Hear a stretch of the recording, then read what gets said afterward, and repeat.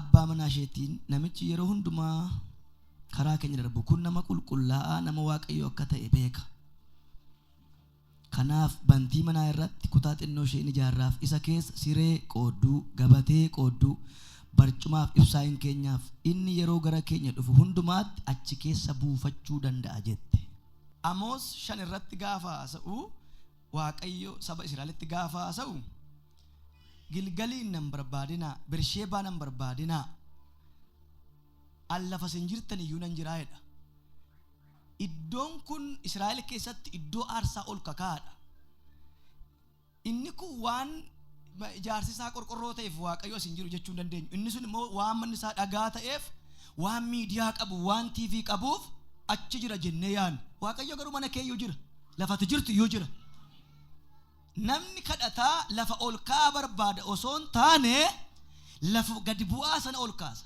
Mee warra jirtan mee namni kadhata qabu namni iddoo aarsaa qabu lafa ol kakaatti mul'achu. Fakkeenyaaf amma paasterii faana si kadhatu argeen beeka isaan bisi mudateen beeku waldaadhuma wayii keessatti waldaa xinnoo keessatti kadhatamaa fi dhaqanii miidiyaa irratti dhugaa bahu. Sababii isaa miidiyaa barbaadu ol ka'aadha waan ta'eef. Waaqayyo kun lafati jirtu iyyuu jira. Namni kadhataa garuu furtuun banuuf cufu waan itti kennameef akkuma Yesuus qidaamee galgala dhaqee seexana harkaa humnaan micciiree furtuu harkaa fuudhee Sambata guddaa bari akka dho'insa volkaanootti humna birrii 30 humna du'aa humna dhagaa cabsee ka'e bari akka arra. Kanaaf namni kadhata waan gadi bu'e ol warri iddoo aarsaa waaqayyoo jiraatan iddoo aarsaa waaqayyoo ijaaruun jedha. Meera dukkaartan. Meera kana mas bira gagamguudha jaalladhaa qabaasi namoota gurguddaadha waan ta'eef sinan rakkisaa lashoo badaa muudiin beeku dhiyoodhuman biyyaa dhufe gagamgoodhii qabeeti warri iddoo aarsaa waaqayyoo jiraatan iddoo aarsaa waaqayyoo sin ijaaru naa jedhii meerka qabi jaalladhuuti maalu. Irrana deebiitti naami bannaati. Ija keessa laalitti mi amantii dhumaani yoo iddoo aarsaa waaqayyoo jiraate ija keessa laalitti. Iddoo aarsaa waaqayyoo ijaarta. Mee warra jirtamme. Thank you. Namoota addunyaa hafuuraa yookaas yaada waaqayyoo keessa namoota jiran maal ijaaru? Yeroo biyyi suuqii baduu fooqii galagaluu waan badu ijaaru. Isaan xalluma dhaniitu iddoo aarsaa waaqayyoo ijaaranii akkaawuntii waaqayyoo irra waa kaawwatu. Wanti akkaawuntii waaqayyoo irra kaawwattu immoo gaafa itti dadhabdutu dhufee mucaan koo dadhabdeetti dhee gaafa tokko luqqisee sii kenna. Kanaaf situ beeka gaa waan akkaawuntii Awwaash irraa qabda garuu digidii irraa qabda garuu akkaawuntii waaqayyoo isa kan waaqayyoo irra satti qabdu ani hin beeku. Haa ta'u malee warri iddoo aarsaa jiraatan iddoo aarsaa waaqayyoo ijaaru. Fakkeenyaaf kutaa nama dubbise kun dubartittiin kun abbaa manaa isheetiin namichi yeroo hundumaa karaa keenya darbu kun tokko nama qulqullaadha lama nama waaqayyo akka ta'e beekaa eenyuun jetti kan jedhuuf Elsaadhaan jetti. Elseen kun immoo nama akkamiiti kan jedhuuf sooressa ture qotiyyoo cimdii 12 qotaa isee ofii isaatii ittiin qotu qalee gurgure qalee falaxee qambarase gindiise hunduma akka bordeebi'ee galagale hin ilaallatti. Iliyaasin duukaa bu'e. Iliyaas immoo yoo barbaade hin cufaa yoo barbaade hin bana furtuun itti kennameera. Iliyaas kun nama waaqayyoon baay'ee dhaga'uudha. Gadi bu'i yoo waaqayyo ittiin jedhe gadi bu'aa. Ol ba'i yoo waaqayyo ittiin jedhe ol ba'a. Meerra jirtan. Bara waaqayyo gadi bu'i jennaan Iliyaas keerititti gadi bu'e inni achi taa'ee qurxii nyaata. Warri kaan immoo magaalaa taa'anii shiroodhaan gubatu. Kanaaf inni yaada waaqayyo keessa waan jiruuf yoo waaqayyo gadi bu'u jedhe gadi bu'a lafa waaqayyo taa'i siin jedhe gaafa teessu achitti isa barbaaddu argatta. Haa ta'u gaa Elsaan kun Iliyaasin duukaa ilaallatee duukaa bu'e. Okay. Ka'uu barbaadda taanaan naggaadee kufetti inni hidhatiin naggaduu barbaadda taanaan. Anoo soo kasareeraa kottu wal fakkaannee teenyaa'edha. Waluma fakkaannee teenya maaliin danda'amu maniyyuu baay'een si caalaa yaalaa ture. Nagada kana dhiisi takkuma akkasuma qoraaliyoo kana qoqqoraa si dhiiseedha. Ati immoo karoora qabda. Kan nu balleesse baay'ee sana manu itti dhanneedha. Mee arraa kaasee gooftaatti ni dhadha warrattame namatti ni dhadha. Kan si balleesse barataan qayyabanne jiini kireeffattee galta taanaan ati si raawwateera. Namatti itti dhattee si balleesse malee ati akka kaateef yoona sin jirtu harka kee ol kaase. Warra wal fakkaannee teenya wal fakkaannee taaksii dhiibna wal fakkaannee mana kiraa keessatti amna warra jedhan nama dafee amiin jedhe harkaa si fuudheera. Nama si biraa gagam godhi habadan wal fakkaannee teenyu kana booda tajaajiltoonni dubbadhaa qabantiran wal fakkaannee nama hin teenyu waaqayyo addana gochuudhaaf dhufeera jedha nama si biraatti badha itti haa aaruti. kanaaf Elsaan ilaallatee Iliyaasin duukaa bu'e erga dibaticha fudhate. Okay, sadii keessaa qormaata kennee Iliyaas kun na biraa fi iddoo akkasitti Gilgalitti na ergaa na biraa fi hinafuudh Beetelitti na ergaa na biraa fi hinafuudh. Kanaafoo sadii keessaa qormaata kenneef namittiin qormaata cufte. Kan Waaqayyo immoo sadii keessaa dhibbarraa laalama waan ta'eef erga qormaata dabarteedhe mee warra jirtan qormaata si kenna dabartee ta'edhe amma maal barbaaddaa galatti galee nama 17 gubaa'ee kana keessa hafuuri qulqulluun baranatti galagale maal barbaada waan hin taanetti himin harka kee ol kaase waan ollaatti agartetti himin hin beeku nama 17 nama dukkaa jiru nabi hin barrasya kottu meela bareedaa kola ila hin beeku sitti dabalee nama 17 achi galagale alamma atinatti galagale amma waggaa baay'eedhaa fuulli waaqa mana keerraa akka galagalu danda'a barana garuu akkasitti sitti deebi'ee natti deebi'aati maal barbaadda jedhee si gaafata isa caalu itti maddu harka kee keessa galcha mee warri kana amantan waan cimaa tokko natti madda nama si cina jiru kana jaalladhuuti yoo na fuuratti jira ta'e Waaqayyo bara mana keetti fuula isaa deebiseera jedhiin paaworiin qabu haasaan kun lafaa si kaasuudhaaf jedhiin si jijjiiruudhaaf jedhiin si kaasuudhaaf jedhiin sin beeku malee jedhi Daawiti fuulli Waaqayyo mana kootti deebi'eera namni kana dafee fudhatu iyyee ameena jedhu maal barbaadde naan ayyaanni inni sirraa dachaa meeqaa ta'u dachaa lama narratti ta'ee gurbaan ayyaanicha fudhatee ka'eega raddaatummaa keessaa ba'ee fudhatee ka'e ayyaana erga fudhatee ka'ee appoostiliidhaaf ofiin jenne raajiidhaaf ofiin hin jenne paasteriis ofiin hin jenne calledhee ayyaana isaa qabatee adeema yoo qabdatee waan qabdu qabadhu adeemi qabda faarfannaa wayii yoo ta'e qabda mul'ata wayii yoo ta'e qabda hojii wayii yoo ta'e wanti sun hin guddata qabadhu adeemi mee warra jirtan hin himin namatti dafte ati yoo Waaqayyo amma waan tokkon si godha siin jedhe amma dawwaltee feesbuukitti gadhiifta heerumuu fan jedhaa mucaa mataa firiizii wayii tokkon argadhee yoo Waaqoo jedhe barana gaasi biraan deema jette inafa inni mataa malaa ta'uu naba maadhooko atoo dawwalteetti himta akka gootu biruma gayiiti isa mataa firiizii suura biratti ka'e gadhiisin heerumte siin jenna kanaa achiin qaanofta suuqii wayii banuufan jedhaa haasaa ta'ee hafa nama 18 ergaa wayii dhufeef dubbatanii utuu afaaniin fixiin kan raawwatamuuftu jira hin eewun akka ta'e hin beeku garuu nama si cina jiru gagam godhi achi ga'een sii dawwala jedhiin nama abidda qabu nabi okay waa sitti hima suuqii banu barbaadda tajaajilu barbaadda itti agarsiifta barana namoonni nama kadhadhuuf namoota oduudhaan osoo hin taane olli dabarroo namoota hojiidhaan agarsantu dibamee ba'a hinimi waan gootu lafa akkasiin deeman jedhin achi ga'iiti dawwaliif achi ga'eeran nama si cinaa jiru kana gaffa'iiti achi ga'een sii dawwaala barana jedhin kana booda sitti ni himu jedhin mee namni achi ga'eentu waan an godhu godheen magarsa warrattame namatti himu Waaqayyo hin godhaa humna isaan qabu yoo ta'e iyyuu abbaa qabu warrattame hinal namni tokko dafiituu dhibaas biraan dubbatin raayit jedhi guddisiti waa'ee dhimma keetii sanaa ituu namatti hin himin ituu diinni keen argin nama ergaa wayii dhufe nama dafee min jedha irratti ituun diina keen naqaasisana dhimma kee hojjedhee siitu mura siin jedha mee warra jirtan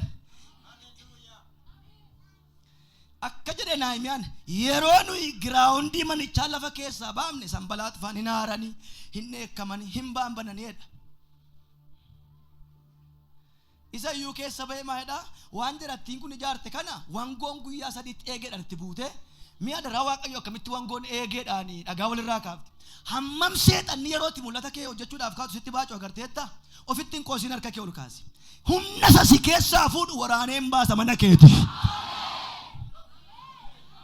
namni tokko dafee ariifatee garaatti yaada naa xumurama haa jedhu dafee maal atoon dubbattu haadhoo ko muudii bartee maal jette abbee ituutu dubbattee namatti himin namichi dhimma kee xumuru sii dhufeera isti warri kana amantan hin larriba badeedha eewun akka ta'e hin beeku mana ijaaruu keetuun argin bizinesii banuu keetuun argin tajaajilaa ta'uu keetuun argin miilana nama dafee of duratti si arga diinni kee abbaan ergaa kana yeroo sadi ameen ameen ameen amantoonni keenya haraadaa lebsiidha malee waan hafuuraa kana badaan fudhatanii suufii nama fadhu kana iyyuu booleedha ashaangullitti raalaaleen bitadhe namni wayyaa uffata malee hafuuraan qabu amantii dhiiseera abbaan dhiisetta dhiisu namni tokko garuu dibamee ba'a mana kana dafii butii fudhadhu butee si baasa siifan jedhama doko nama dafee arifate dhimmisaa miila godhatee ba'utu jira. Namni tokko iyyee maraatee balballi koo banaadha jedhu. Kanaaf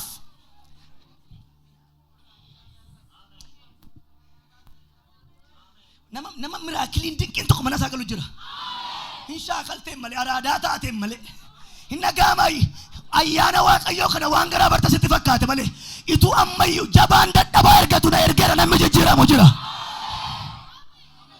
Nama namatti gaaffii ta'u nama biyyatti gaaffii ta'u walirkaa fuudhee akkamitti asitti beenna miti achitti beenna miti utuu jedhanii dibanni tokko lafaa fuudhee si kaabarana si beeku garuu si wallaalu gidduu kana namni tokko harka isaa naannesse hin oolu namni jedhu lama nama guddaa ta'uun milkaa'uun abboo gawaasitti ba Elsaan dibata kana fudhatee utuu adeemu radoo kaartan dibata kana fudhatee odoo adeemu in argite abbe inni apostoliis ofiin hin jenne raajiis ofiin hin jenne paasteriis ofiin hin jenne calladhee dibata isaa qabatee deemu argiteetu abbaa manaatiin faallaadhaaf sila abbaa manaatu yaadicha dhiyeessa. Namicha siin darbu kun nama Waaqayyooti kottu gararraa mana keenyaatti kutaa xinnoo ishee ijaarraafi jet gararraa mana dubartii kanaafaatti maaltu ijaarame iddoo aarsaatu ijaarame. Elsaan yeroo achi dhufu achi keessatti maal godha Waaqayyoon kadhata. Okay na duukaa baaga iddoon kun lafa gararraadha. Mana dubartii kanaa keessatti maaltu ijaarame iddoo aarsaa moo iddoo aarsaa yaa Waaqayyo nama dubbate naa dubbadhuuf torba kan iddoo aarsaa moo iddoo aarsaa maal ijaarte iddoo aarsaa ijaarte. Kanaaf dubartiin dadhabdee yeroo hundumaa garuu gararraa mana seetti maaltu jira iddoo aarsaa. Nama waan dubbadhe kana dafee naa deebiseef warra badhaasan kennaaf. Dubartiin kun dadhabdee yeroo hundumaa bishaan nu laatti nu duukaa dadhabdi maal goonuu fennaan ga'aa sinariifata. Isheenoo mucaan qabdu nama Waaqaa Elsaan Waaqni sitti nimne waggaa har'aa mucaa dhiiraa fidee dhufe gaa dubbiin harka kee ol kaasi. Qassettanii warri amantaa waggaa har'aa baay'ee xinnoo kan amantan immoo ji'a har'aa baay'ee kan amantan immoo guyyaa har'aatii kaasi milikkita mana keerratti argi. Sitti warra manaa hirtan. Nama sejena kana itti bu'iti waggaa har'aa itu ngain Waaqayyo mana kottu waan fidu qaba jedhitti amantii waggaa.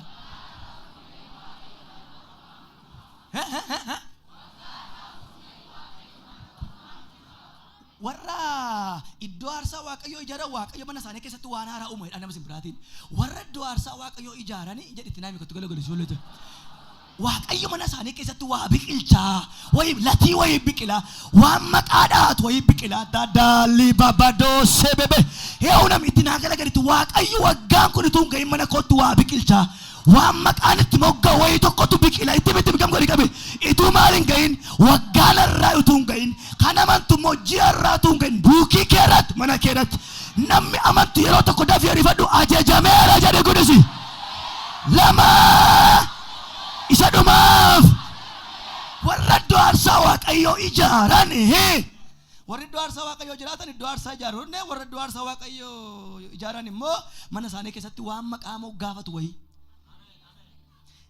intinaan sun kan eenyuti kan seetiim maayinni sun kan eenyuti kan seetiim waan maqaa sidhaatu wayi tokkotu baraname isti mee warra jirtame nama sibiraatti galagali daqiiqaa tokko walitti mime ani barana nan gammadaa utuun isa gammadee jalaan fixiin gammachuu kan biraatu mama gaasaatti mucaan dhalannaan inni dubbatame sun garuu gararraa mana dubartii kanaafaatti maaltu jira iddoo aarsaa jira. Mucaan erga guddatee booddee baabaayyee koo jedhee qaa jennaan mucaan du'e garuu gararraa mana dubartittii maaltu jira iddoo aarsaa jira. Fixxeetti beektaa waan fixamuun irra jiru xumurtee teesse dubartii sun muudanyaadha.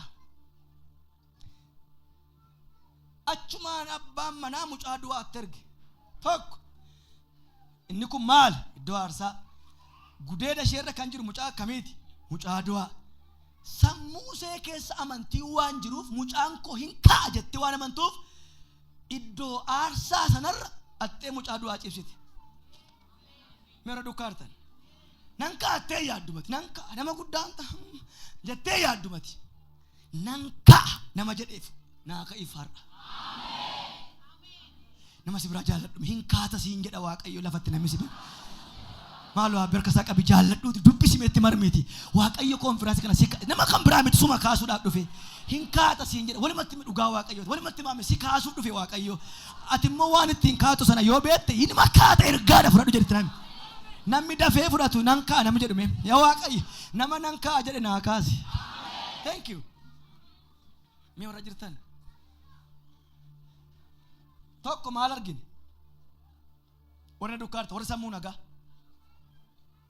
iddoo aarsaa argine lama harka seera maaltu jira mucaaduu argine sadii sammuu see keessatti maal argine amantii maal ta'a kan jedhu hinka kan jedhu waan amanteef utuu siiti ituunni hoo'aatti jiru hello keessaa baheera enne nuyi isheen garuu du'a amantii waan qabduuf silma yoo iddoo aarsaa waaqayyo waan ijaarteef hinka mucaan koo hinka du'aan koo ittee waan amantii warri iddoo aarsaa waaqayyo beekan warra addunyaa furaa beekan waan namatti hin tolle keessa ta'anii isa namatti tolu ilaalu kanaaf nagaadhaadhe sanbee nama baay'ee akkasiin jedhe ana ofii koon nan beeka thank you attee elsa'ii fiddee dhufte gaafa dhufu sila waan sadii argine iddoo aarsaa du'aa amantii amma elsaan gaafa dhufu waan sadii fideetti dabale ituunni kadhache okay gaafa dhufu isa afuraffaa kadhachuu jalqabe ituu kadhatamaa jiru utuu odeessanii miti ituu kadhatamaa jiru dhanni mucichaa hoo'uu jalqabe kan koo hoo'aa dhufa jedhe itti naayimi ituu rafanii moo ituu taa'anii ituu maal ta'anii hoo'a ituu kadhatamaa jiru dhanni mucichaa maal ta'a dhufe hoo'aa dhufe lama hin hiixate nama tokkoon barbaada namachuma taa'ee kakuu kootti waaqayyo kophee itti kaa'eera dhufuudhaafi gommaa wayitti kakaa'aa jira kakuu kootti nama jedhu barbaada achuma taa'ee nama kophee isaa qaqqabatu bara amantii dhumaan achuma taa'ee nama karabaatii isaa qaqqabatu amantii waan barbaade qabadhati waa waaqayyo lagdu ittaaliyaa